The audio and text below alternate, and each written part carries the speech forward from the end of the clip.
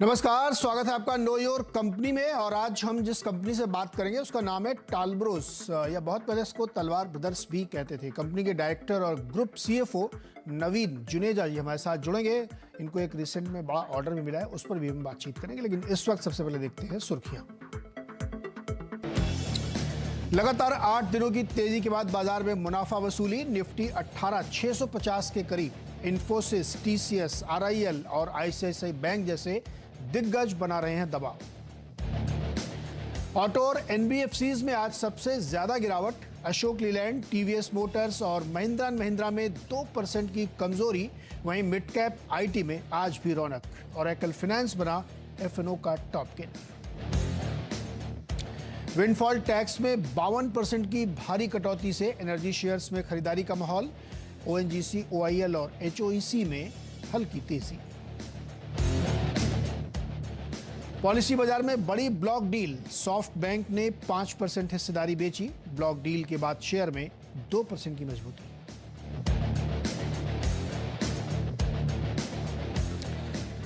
बाजार पर नजर डालिए, देखिए करीब करीब 500 पॉइंट से ज्यादा कमजोरी है सेंसेक्स में और 150 पॉइंट निफ्टी वीक है, यानी 0.5% के आसपास दोनों बड़े इंडाइसेस कमजोर है। बैंक निफ्टी कंपैरेटिवली कम है, लेकिन ये भी 200 पॉइंट वीक है। और मिड कैप उतना ही 0.25% मजबूत है। 213 पॉइंट की तेजी इसमें देखने को मिल रही है। तो आज मिड कैप का दिन आप कह सकते हैं कि मिड कैप स्टॉक्स में मजबूती, लेकिन बड़े वाले स्टॉक्स कंसोलिडेट कर रहे हैं। बहुत सारे इवेंट लाइंड अप हैं अगले हफ्ते, तो उससे पहले बाजार अपने को कंसोलिडेशन के मोड में या थोड़ा सुस्ताने के मोड में या वीकेंड के फ्लेवर में है। इस वजह से आपको ये तस्वीर देखने को मिल रही है।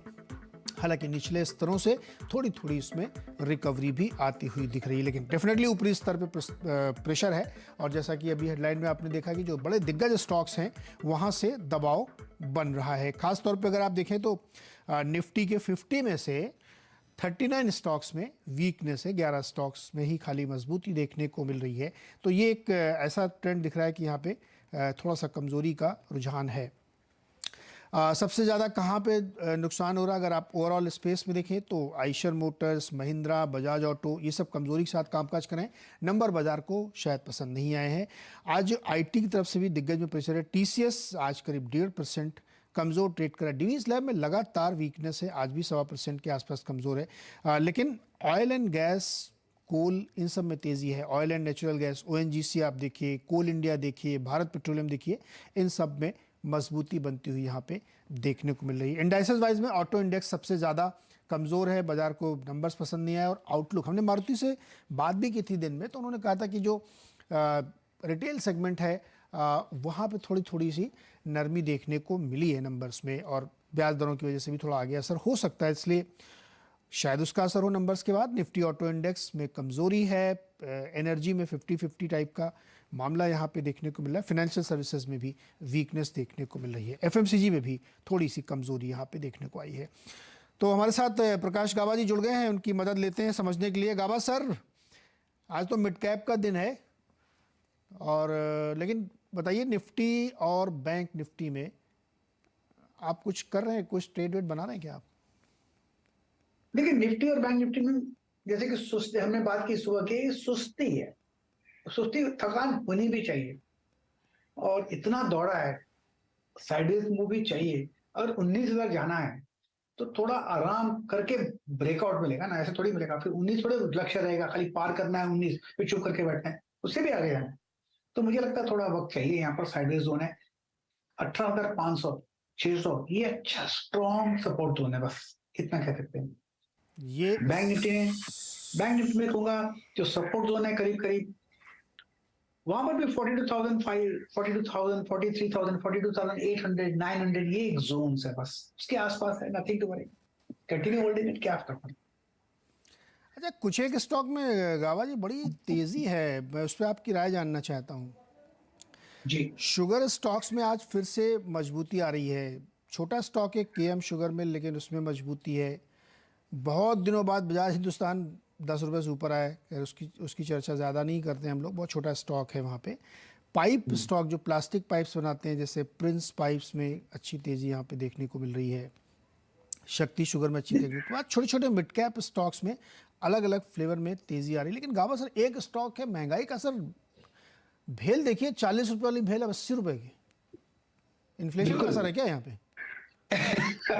80 हो गया, 80 भी 90 हो गया, पार हो गया। मुझे लगता है अभी 100 की तरफ जा रहा है, मैटर ऑफ टाइम। लेकिन 100 तक रुकना नहीं चाहिए, उसके पहले एक बार प्रॉफिट बुक कर, क्योंकि काफी स्ट्रेच हो चुका है हाई टाइम बेसिस पर। हाँ। लेकिन बेल में जो ट्रिक होती है, फ्यूचर्स में स्टॉक ट्रेड नहीं करना चाहिए, ऑप्शंस पे नहीं करना चाहिए, डिलीवरी में करना चाहिए, तब जगह उसको आप स्पेस दे पाएंगे और मुनाफा कमाएंगे। अब जर्नी में 90 टू 100 थोड़ा टफ हो सकता है, लेकिन इस ऑन।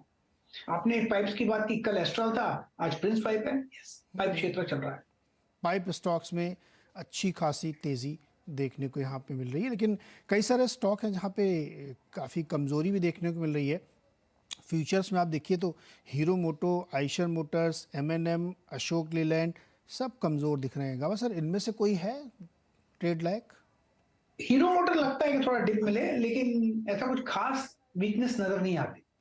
अपर रेंज में है हीरो मोटर्स। अब बजाज ऑटो की बात करें आउट, तो यहाँ पर एक बाउंस मिल सकता है, तो यहाँ पर कॉन्ट्रा कॉल्स है, लेकिन बुरे नहीं लगते मुझे, इतना कह सकता हूँ। हो सकता है थोड़ा डिप मिले हीरो में, ऐसा कुछ। ओके। गावा सर, एक और स्टॉक हम लोगों ने दिन में कई बार चर्चा की, लेकिन वो बढ़ता ही जा रहा है। वरुण बेवरेजेस 5% ऊपर है अभी। यस, बिल्कुल। वरुण बेवरेजेस में जो चार्ट है, उसमें थोड़ा एक करेक्शन आया था 111-140 के आसपास, फिर वो करेक्शन एब्जॉर्ब हो चुका। 1327 पे ट्रेड कर रहा है, इसमें स्ट्रेंथ है। वॉल्यूम्स कम होते हैं इसमें, लेकिन ये बाय एंड होल्ड स्टॉक है वरुण बेवरेजेस। गवा जी, एक स्टॉक लास्टली मैं आपसे पूछा तो RHI मैग्नेसिटा 823 रुपए का स्टॉक हो गया। बड़ी बढ़िया रैली इसमें बनी है, एक साल के अंदर ये दुगने से ज्यादा हो गया है।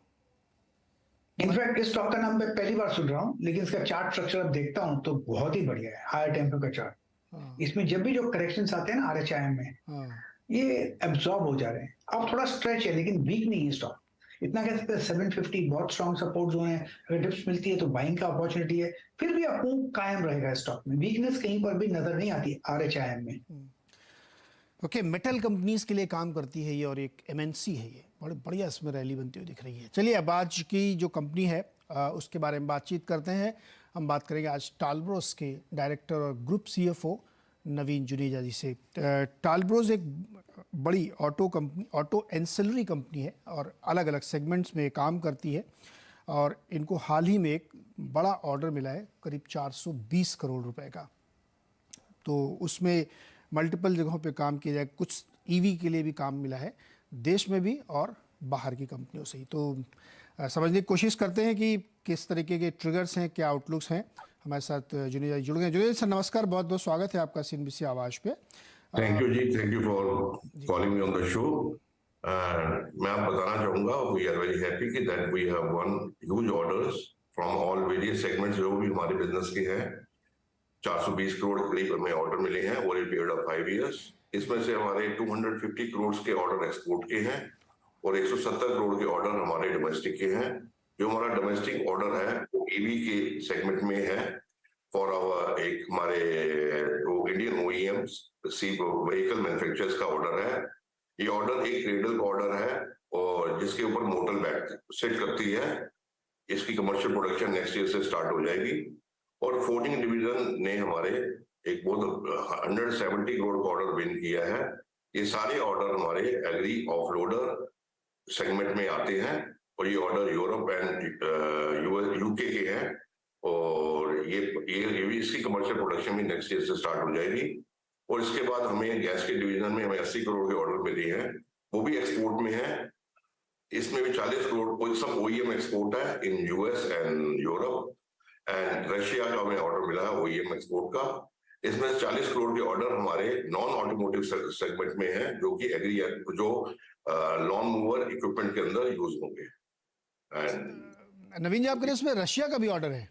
हाँ जी, रशिया का OEM का इंजन मैन्युफैक्चर का ऑर्डर है हमारा एक 20 करोड़ का। तो आजकल की परिस्थिति देखते हुए वहाँ कुछ दिक्कत नहीं होती भेजने भेजने में? नहीं जी, हमें एडवांस पेमेंट आ रही है वहां से, एडवांस आ भी गए, हमारे टूल के एडवांस आ भी गए हैं। हाँ। तो हमें कोई दिक्कत नहीं है, उनको सप्लाई नहीं मिल रही है एंड अभी ये ऑर्डर और भी आगे जाके बढ़ेंगे। उनको चाहिए, बाकी वर्ल्ड से नहीं मिल रहा है उनको सामान, तो they want to develop from India. ये तो बढ़िया एडवांटेज हो गया आपके लिए।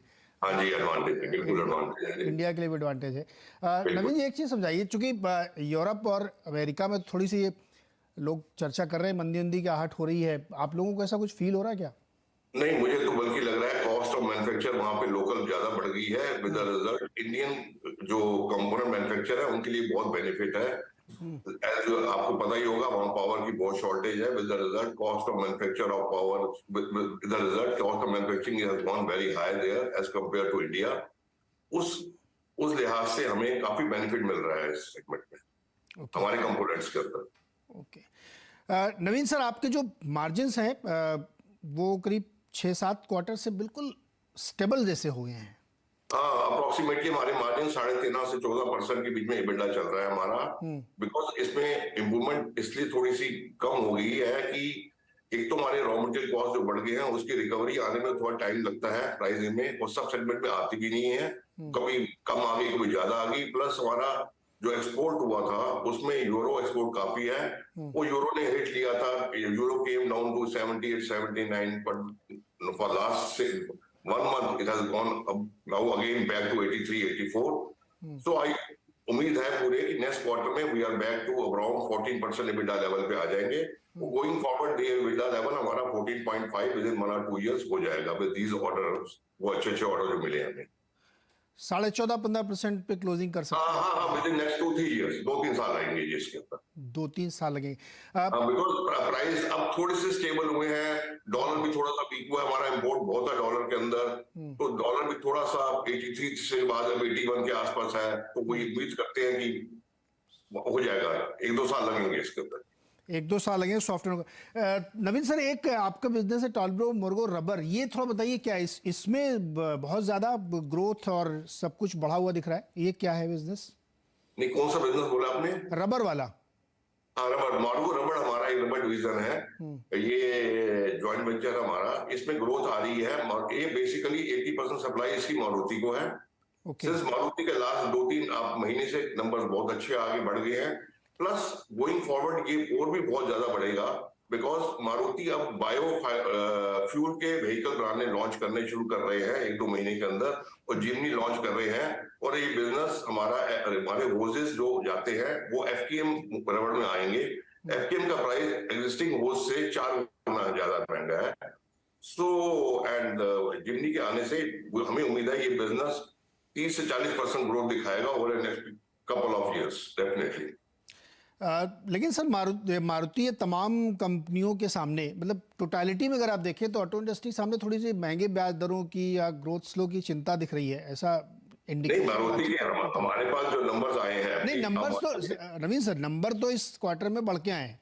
हमने उनसे बात भी की तो उन्होंने कहा कि बढ़ती हुई ब्याज दरें एक रेड फ्लैग है आगे जाते हुए। कितना होगा कह नहीं सकते, लेकिन उन्होंने ये बात बोली, तो इसलिए मैं आपसे पूछा कि ऐसा हो सकता है क्या? ये आपके ऊपर कोई फर्क नहीं पड़ेगा, आप तो माल देते नहीं उनको आगे भी। हम तो नहीं, हमारी ना एक तो है कि मारुति नंबर है, प्लस मेरे मारुति के मोर जितने भी उनके न्यू प्रोडक्ट आ रहे हैं आई एम देयर, कोई हमारी कंपनी वहां पे है। प्लस हमारी रीच उनके मॉडल्स में बढ़ती जा रही है। तो हमारे पास जो प्रोजेक्शन मारुति की है नेक्स्ट ईयर की भी है, तो मैंने बिजनेस प्रोजेक्शन आ रही है। प्लस हमें इसमें हम ऑलरेडी और सेगमेंट में भी है except Maruti, of course 80% there other segments also we are there. तो हमें उम्मीद है 30 से 40% इस बिजनेस में आराम से ग्रोथ मिलेगी मुझे। ओके नवीन जी, ऑटो इंडस्ट्री और खासतौर पे एंसिलरी भी एक बड़े ट्रांजिशन से दौर से गुजर रही है, और जिसमें कि ईवी का बड़ा इंटरफेरेंस हो रहा है, आप उसमें काम भी कर रहे हैं। मुझे ये समझाइए कि टालब्रोस अपने को कैसे पोजीशन कर रही है उस नए शिफ्ट के लिए, और उसकी प्रिपरेशन कैसी है आपकी? सर आपने बिल्कुल ठीक कहा, ये बड़ा टाइम बड़ा अप एंड डाउन है, न्यू काफी disturb time you can say, new EV आ रहा है, कहीं नहीं आ रहा है। हमारे सारे business 90% business are protected through EV, and थोड़ा हमारा गैस के बिजनेस में ईवी का थोड़ा सा थ्रेट है, that too in 2 wheelers. For that we are launch new product called heat shield, जो हमारा बहुत अच्छी ग्रोथ कर रहा है हमारा ईवी। उससे हम already we have entered into Maruti and Hyundai में एंटर कर रहे हैं, और किया में जल्दी एंट्री कर रहे हैं। प्लस हमारा एक्सपोर्ट का इसका बहुत ज्यादा ग्रोथ दिख रही है हीट शील्ड की, which will compensate us toward any probable loss through EV. So हमारा इसके अलावा we are in different segments, we are in 2 wheeler, 3 wheeler, 4 wheeler, CV, off loader, so we are hedge company होके हमें नहीं लग रहा है हमें थर्ड कोई मेजर आएगा। हम तो उम्मीद कर रहे हैं हमारी 15 से 20% growth on consolidated basis next 3-4 साल में कंफर्म है। ओके सर, अभी कितना रेवेन्यू है आपका ईवी सेगमेंट से? कुछ थोड़ा बहुत तो सर होगा। अभी रेवेन्यू मेरा रेवेन्यू अप्रोक्सीमेटली 2% है मेरा एट प्रेजेंट और टोटल टर्नओवर। तो बड़ा लंबा रास्ता तय करना है सर आपको फिर।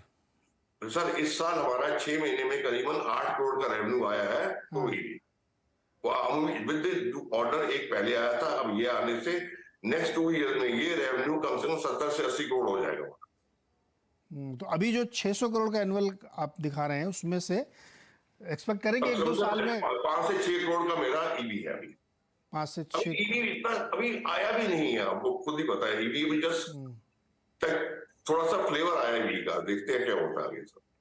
हाँ, क्योंकि बड़ा बज है उसमें, धीरे धीरे ट्रांजिशन तो हो ही रहा है, उसमें कोई दिक्कत नहीं नहीं हो रहा है, पर दैट टू इन स्कूटर में ज्यादा हो रहा है जी। हाँ, अभी टू व्हीलर नहीं है खास, दैट टू टू व्हीलर में भी स्कूटर, नॉट मोटरसाइकिल। हमको लगता है सर बाइक, पता नहीं इलेक्ट्रिक बाइक की जगह स्कूटर ही हो जाएगा, सब जगह स्कूटर ही चलते रहेंगे टू व्हीलर के। नहीं ज्यादा हो रहा है सर। आप देखते हैं जितने भी होते हैं ना लास्ट माइल कनेक्टिविटी जो है, मेट्रो से घर आना, उसमें हो रहा है। वो सारे कहां से आते हैं? चाइना से असेंबल हो रहे हैं सारे, वो आप देखते ही हैं आपको। हाँ नहीं, दैट्स ट्रू और वो बहुत तेजी से बदल रहा है। नवीन सर बहुत बहुत शुक्रिया हमारे साथ जुड़ने के लिए और हमारे साथ ये सारी इन्फॉर्मेशन शेयर करने के लिए, और उम्मीद करते हैं कि आपके लिए अगली छमाही बहुत बढ़िया बीतेगी। Thank you ji, thank you for calling us जी थैंक यू। तो टालब्रोस, बहुत पहले इसको तलवार ब्रदर्स भी कहते थे। गावा सर हमारे साथ जुड़े हैं तो मैं राय लेना चाहूँगा। गावा सर, टालब्रोस 493 पे 6.5% ऊपर, अच्छा लग रहा है आपको? आज गैप अप से खुला है। देखिए बेसिक चार्ट स्ट्रक्चर टालब्रोस का पॉजिटिव है। स्ट्रॉन्ग सपोर्ट जोन 450 के आसपास है, 550 पे थोड़ा रेजिस्टेंस है। आज गैप अप खुला है, दिक्कत वहां है, इसलिए स्टॉप थोड़ा डीप होगा। इसलिए अगर ले सकते हैं तो क्वांटिटी कम कर लीजिए 450 के नीचे, एक्चुअली लेकर थोड़ा वक्त दीजिए। मुझे लगता है 550 तक जाएगा, वहां पर प्रॉफिट बुक कर सकते हैं टालब्रोस में। तो ये थी टालब्रोस पे राय। एक छोटा सा ब्रेक लूंगा मैं, ब्रेक के बाद वापस आते हैं और मार्केट में थोड़ी सी निफ्टी में क्या 130-32 पॉइंट की कमजोरी बनी हुई है 225 बैंक निफ्टी में। छोटा सा ब्रेक, लौट के आते हैं तुरंत। स्वागत है एक बार फिर से आपका। और थोड़ी सी रिकवरी और कह सकते हैं आप, लेकिन अभी भी 100 पॉइंट के नीचे। ये तो एक रेंज के अंदर मार्केट प्रेशर के साथ काम कर रहा है, लेकिन मिड कैप में अपनी बढ़त बनाई हुई है। या बिल्कुल कहें पिछले 1-2 घंटे में मार्केट एकदम स्टैंड स्टिल है, बिल्कुल उसी के आसपास 2-4-10 पॉइंट में घूमता हुआ दिख रहा है। लेकिन इस माहौल में अगले हफ्ते के बहुत सारे इवेंट के बीच में आपको क्या ट्रेडिंग स्ट्रेटजीज लेनी है, इस बारे में बातचीत करेंगे छोटे से ब्रेक के बाद, जहाँ पे हर्षदा और आशीष आपके लिए बनाएंगे ट्रेडिंग स्ट्रेटजीज।